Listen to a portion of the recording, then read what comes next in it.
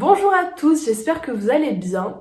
Alors je me suis dit il y a quelques temps, mais comment ça se fait que j'ai une chaîne YouTube sur l'accompagnement et le coaching, l'hypnose, etc. et je n'ai toujours pas parlé de croyances. Laurine, enfin, forcément c'est tellement la base et tellement le b.a.-ba de tout travail de développement personnel et de tout travail d'accompagnement, la croyance que forcément il fallait que je vous en parle. Alors je sais qu'il y en a beaucoup parmi vous qui sauront déjà ce que c'est, ce que ça implique, comment les désamorcer, etc. Mais je sais qu'il y a aussi plusieurs personnes qui me suivent et qui ne viennent pas du tout du monde du développement personnel et qui du coup pourront avoir plus d'informations sur ce sujet parce que ce sujet il est absolument fondamental, c'est la base, c'est l'épicentre de tout travail sur soi, les croyances. Donc voilà, il fallait absolument que j'en parle parce que tout part de là. Encore une fois, tout part de là. Les croyances en fait c'est tout ce que vous croyez vrai à propos de vous, à propos des autres, à propos de la vie en général, du monde. Et c'est toutes ces choses en fait que vous allez avoir envie de confirmer consciemment ou inconsciemment. Et je vais m'en expliquer après. Donc en fait, les croyances, c'est quelque chose que l'on croit profondément. Vraiment profondément, mais la petite subtilité, c'est que c'est pas parce qu'on y croit profondément que c'est la vérité. Donc dans ces croyances, on va retrouver tout ce qui est croyance neutre. Par exemple, j'ai la croyance que les robes en jean, ça va bien avec les baskets. Voilà, ça m'est venu comme ça. Voilà, c'est une croyance qui va être neutre. Pourquoi ? Parce que ça va pas avoir une grande incidence dans ma vie, tu t'en doutes, à part juste de la façon dont je vais m'habiller. Mais c'est tout. Et puis, il va y avoir tout ce qui est croyance ressources.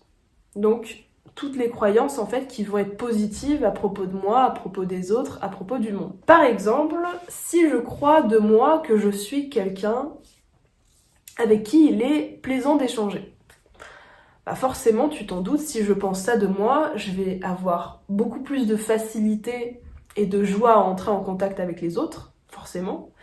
Je vais être plus souriante, je vais être plus avenante, plus ouverte. Ça va me rendre plus agréable, pour moi déjà forcément et pour les autres. Et tout ce mécanisme, il va s'auto-confirmer. C'est-à-dire que, étant donné que je suis joviale, souriante, les personnes forcément vont se sentir bien à mes côtés. Et du coup, ça va renforcer ma croyance initiale qui est qu'il est plaisant d'échanger avec moi. Comme je le disais au début, en fait, une croyance, elle s'auto-alimente toute la vie.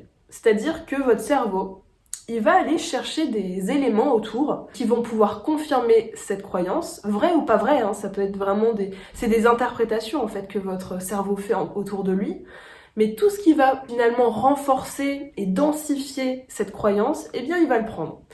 Donc c'est un peu comme si votre croyance, c'était le support d'une table, le plateau d'une table, et votre cerveau, tout au long de votre vie, il va aller choper un élément là, il va interpréter ci, il va interpréter ça, et puis petit à petit, ça va ajouter des pieds à votre table, ce qui va la rendre de plus en plus en fait stable, ce qui va la rendre de plus en plus difficile à bouger, en fait, tout simplement.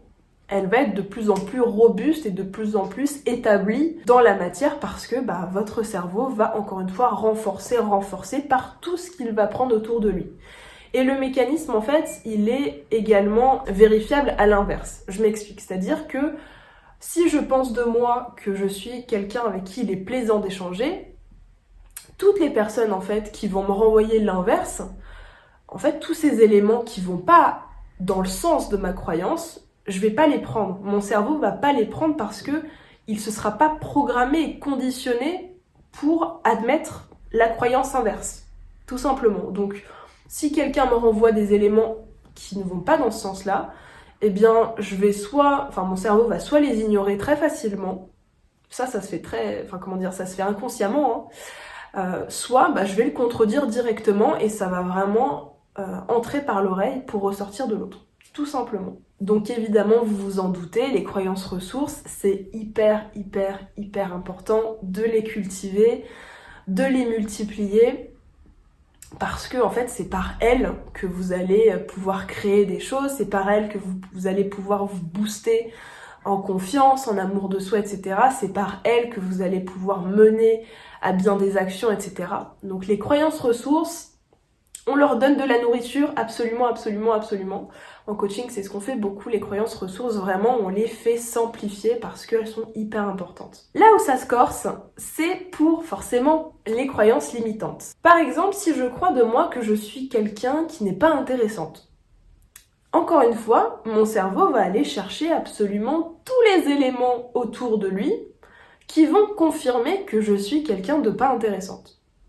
Mon cerveau va aller interpréter plein de choses autour de moi et encore une fois densifier cette table de je suis pas intéressant. Exemple, si je suis en train de parler avec quelqu'un qui a passé une journée de merde, qui est mal luné, mais bon, je fais pas forcément attention à ça, et puis à un moment je vais sortir une phrase et catastrophe, en face de moi j'ai une réaction qui ne me plaît pas vraiment puisque cette personne elle bâille ou elle lève les yeux au ciel. Alors là, mon cerveau, c'est du pain béni, hein. Il va se dire j'ai dit un truc qu'il faut pas, ou j'ai dit vraiment un truc qui ne servait à rien, et forcément, du coup, mais je suis encore moins intéressante que ce que je pensais, quoi. Et donc, encore une fois, mais par une stratégie et par un processus d'interprétation, c'est-à-dire que vraiment, je n'ai aucune preuve que ce que j'ai dit était inintéressant, c'est juste que mon cerveau, de par ce prisme, de par cette croyance, il va aller, encore une fois, la rendre encore plus dure, encore plus solide, et ça va me foutre dans un état qui sera pas forcément très agréable. Forcément, les croyances limitantes, c'est pas les croyances qui vont vous faire sauter au plafond. Et du coup, ça va, encore une fois, donner du grain à moudre au processus, donner du grain à moudre à cette croyance qui est absolument pourrie à conserver. Je pense que vous êtes d'accord avec moi. Et ce qui est vraiment, vraiment essentiel que vous compreniez à travers ce fonctionnement en fait des croyances, c'est que les croyances, à aucun moment, ce ne sont la réalité. Ces croyances sont le produit d'une interprétation et d'un processus en fait de filtrage que mon cerveau fait en fonction de ce qu'il a vécu, de ce qu'il a entendu, de ce qu'il a ressenti, etc. Mais en aucun cas, cette croyance n'est la réalité. Une croyance, en fait, c'est, encore une fois, mon cerveau qui reçoit une information et qui va, entre guillemets, y mettre ses couleurs, y mettre ses formes, y mettre sa musique, etc. et créer un espèce de gloubi-boulga que je vais prendre pour la réalité, alors que finalement, ce n'est absolument pas la réalité. Notre cerveau n'a pas accès à la réalité. C'est ça l'expérience humaine. C'est qu'on ne vit pas l'objectivité, on est toujours dans quelque chose de subjectif et dans quelque chose d'interprété. Et c'est ça, en fait, qui crée beaucoup de douleur et de maux sur cette terre, c'est que nous pensons que ce que nous croyons est vrai. Donc forcément, si vous pensez tout un tas de choses à propos de vous et à propos des autres, à propos du monde, qui vont pas vous mettre en joie et qui vont vous créer des maux du corps, des émotions pas forcément top, des émotions inconfortables, vous allez alimenter toute votre vie des mots, vous allez mettre des pièces dans la machine et renforcer des choses, renforcer des processus à l'intérieur de vous qui ne vont absolument pas pouvoir vous aider à aller là où vous avez envie d'aller, à vous aimer, à prendre confiance en vous, etc., etc. Donc encore une fois, là, si je reviens à mon exemple, je crois de moi que je suis pas intéressante, vous doutez bien que si j'entretiens toute ma vie une croyance comme ça, je vais probablement me mettre des bâtons dans les roues dans plein de domaines, c'est-à-dire pour me lier aux autres, dans le domaine pro, dans le domaine perso, dans le domaine amoureux, pour me lier aux autres, ça va être galère, parce que forcément, je ne vaux rien et je suis pas intéressante.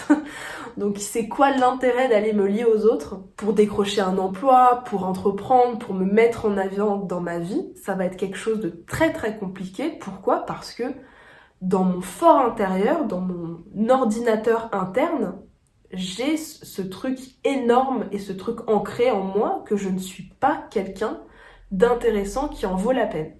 D'où l'intérêt d'aller désamorcer et d'aller déprogrammer justement quelque chose comme ça qui peut paraître encore une fois anodin, mais les conséquences à moyen long terme des croyances comme ça, je peux vous dire que c'est désastreux et c'est vraiment, ça cause beaucoup de tort à soi d'abord et aux autres aussi. Et ces croyances, pour continuer, elles sont en fait souvent installées durant notre enfance.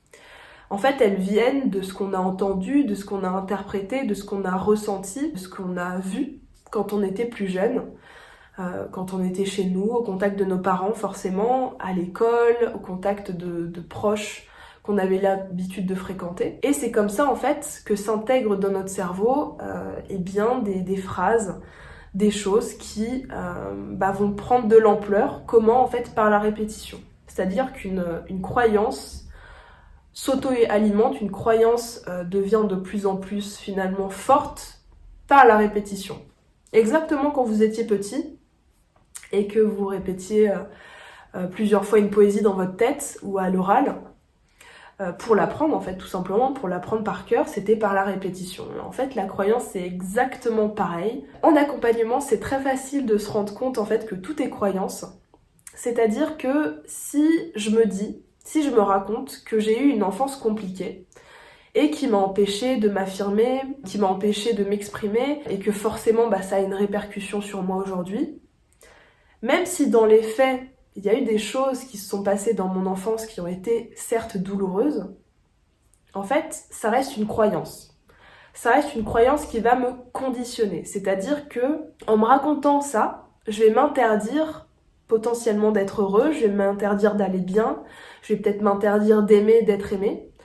Pourquoi? En fait, tout simplement parce que l'inconscient, votre inconscient, il intègre l'information que vous n'avez pas eu une enfance facile, et que donc aujourd'hui, quelque part, c'est normal que ce soit toujours pas facile dans votre vie, puisque forcément, vous avez eu l'enfance que vous avez eue. Blessure numéro 1, blessure numéro 2, blessure numéro 3, mais forcément, vous la galérez aujourd'hui. Ça, encore une fois, c'est une croyance. C'est la croyance que finalement, on en a chié une fois quand on était plus jeune. Forcément, donc la vie, c'est compliqué. La vie, ça ne peut être que compliqué. Et c'est aussi la croyance que finalement le passé continue de nous hanter et qu'on ne peut pas finalement le laisser à sa place, qu'on ne peut pas s'en libérer. C'est que le passé est toujours quelque part avec nous, notre petit boulet qu'on se trimballe juste à côté de nous. Ça, c'est quelque chose qui revient énormément en accompagnement par rapport à la croyance sur ce qu'on a vécu dans le passé, les histoires qu'on se raconte sur ce qu'on a vécu dans le passé et qui peuvent vraiment avoir un impact, mais vraiment non négligeable, sur nos possibilités d'aller bien dans le présent. Donc nous avons dans notre conscient tout plein de croyances sur nous, mais énormément également dans notre inconscient. C'est-à-dire que il y a la partie émergée de l'iceberg où déjà il y a pas mal de choses qui se passent, et puis il y a toute la partie immergée de l'iceberg où là pour le coup on ne s'en rend pas compte, mais il y a énormément de croyances, dont évidemment des limitantes, qui peuvent potentiellement et de façon très conséquente nous freiner sur beaucoup d'aspects de notre vie. Donc vous l'aurez compris, le travail sur les croyances, il est absolument fondamental parce que les croyances, elles peuvent faire des miracles comme elles peuvent vraiment vous pourrir la vie. Vraiment, je pèse mes mots, vous pourrir la vie. Et évidemment, je fais cette vidéo pour vous annoncer la nouvelle que forcément, il y a des outils qui existent, et heureusement qu'il y a des outils qui existent, qui sont incroyables et qui permettent justement d'aller transformer ces croyances limitantes. Premier point, il y a en fait les croyances qui, du simple fait de les mettre en lumière, du simple fait de les questionner, en fait, ce qu'on fait en coaching, ça va petit à petit aider la croyance limitante à se désamorcer et vous allez la transformer. Ça va se faire naturellement. Il y a aussi une méthode qui est très efficace que j'utilise parfois, qui s'appelle l'EFT, en fait, qui permet d'aller appuyer sur certains méridiens du corps et d'activer des zones très précises du cerveau. En fait, c'est vraiment de la programmation informatique, l'EFT, c'est-à-dire que j'appuie sur telle zone de mon corps, en même temps que je dis ma croyance, j'énonce ma croyance, et par un jeu en fait très particulier, il va y avoir une sorte d'embrouillage de mon cerveau qui va lui-même lâcher cette croyance. Ça, c'est très efficace. Et également pour les croyances qui sont beaucoup plus ancrées dans notre subconscient, là, ce qui va être intéressant, forcément, ça va être d'utiliser un outil qui va permettre d'aller dialoguer directement avec lui et d'aller lui proposer en fait d'autres façons de fonctionner, d'autres programmes, d'autres croyances tout simplement. Donc par l'hypnose en fait on fait une mise à jour de vos croyances. Et ce qui est très intéressant avec l'hypnose, ce que je trouve absolument fantastique, c'est que votre inconscient en fait c'est une partie très très intelligente. Pourquoi? Parce que on lui propose de nouveaux programmes et lui va prendre ce qu'il va estimer être le meilleur pour vous. C'est-à-dire qu'on pourra jamais, personne pourra jamais forcer votre inconscient à prendre des outils, à prendre des programmes, à assimiler des croyances qui n'iraient pas dans votre sens. Donc votre inconscient, il est toujours dans votre team, il fait toujours ce qu'il y a de mieux pour vous. La seule chose qu'il faut entre guillemets mettre en place, c'est de lui proposer encore une fois d'autres croyances qu'il ne connaît pas en fait tout simplement pour l'instant. C'est vraiment vraiment super puissant et pour ma part, je l'utilise en complément dans le coaching, c'est-à-dire que je mêle vraiment ces deux pratiques. Et c'est juste un feu d'artifice de reprogrammation les deux ensemble parce que en hypnose justement il y a tout ce travail qu'on fait sur l'inconscient qu'on ne peut pas faire en coaching puisque en coaching finalement on travaille sur l'inconscient mais d'une façon beaucoup plus superficielle parce qu'en hypnose pour le coup on va directement aller lui parler. Mais en coaching, on va quand même aller mettre en lumière tout un tas de croyances, on va aller les questionner, on va aller les désamorcer. Et il y a tout ce processus de mise en action par rapport à votre objectif, de conscientisation de vos modes de fonctionnement, ce qu'on ne fait pas en hypnose. En hypnose, vous n'avez pas de démarche active. Vous êtes passif dans la séance, c'est-à-dire que vous réceptionnez les messages et votre inconscient fait le taf. En coaching, si vous voulez, vous êtes vraiment acteur du processus de transformation de la croyance. En coaching, vous les voyez vos croyances.